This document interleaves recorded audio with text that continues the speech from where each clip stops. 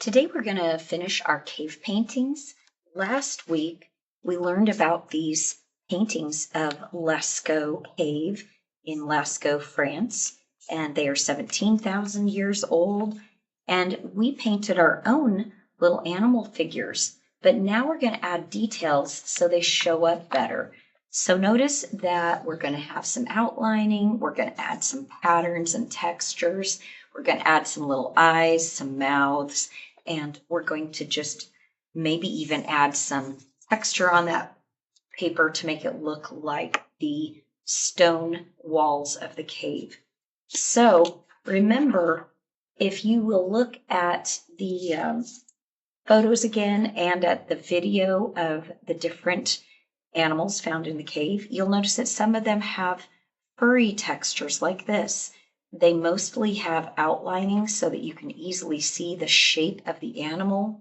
Some of them have some interesting dots or patterns on their faces, or even some fur texture on the top of their heads. If you need to re-outline horns, you can do that. There are some interesting oval patterns on here. And this is a deer. We didn't have a deer, but if you want to take one of your cows and put some horns on and turn it into a deer, that's your option. So how do we start doing these techniques? Well, the first thing you want to know is you are not going to make it a circle around those animals. You're actually going to trace right directly on the edge. So let's look at one that I have here. And oh, look at these. This one has some stripes. This one has some dots. I see fur on the back of the head. I see some dots, Ooh, that's some fluffy fur, some more fluffy fur. Oh, on this one, notice they had some spots of paint that didn't really look like animals. You don't have to outline everything you put on your paper. You could just pick a few animals to highlight. Okay?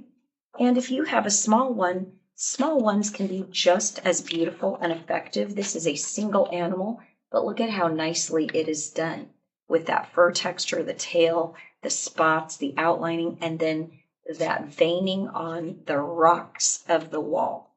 So we're going to do that with this one. The tools you have to use are oil crayons and a black marker. The first thing I would do is probably decide if you want to outline with black. If you would rather outline with one of these oil crayons, you're welcome to. If I wanted this cow to be outlined in red, I can do that. It's going to be a little bit harder because they're very small little nubs, but I can do that if that is the color I want to use. Okay, so the first thing is you're outlining directly on the edge. And if some of your paint isn't very easy to see, well, just make it up. You know, these animals are going to have 4 legs. You know, they're going to have a nose. You know, they're going to have some ears. And maybe these are actually horns because cows' ears usually go downward. So I'm going to turn that into ears. And now I'm going to take some black, and maybe I want to do some hooves. So if I want to do some hooves, and I could even make the hooves go down below this and call those the legs, but I'm going to do the hooves. If your marker gets into that oil crayon, it may make it harder to use. So you can go to the back of your project and you can kind of re-clean your marker by kind of pushing it down. I'm going to make a little eye here for my cow, and I'm going to make him a little nostril and a tiny little mouth.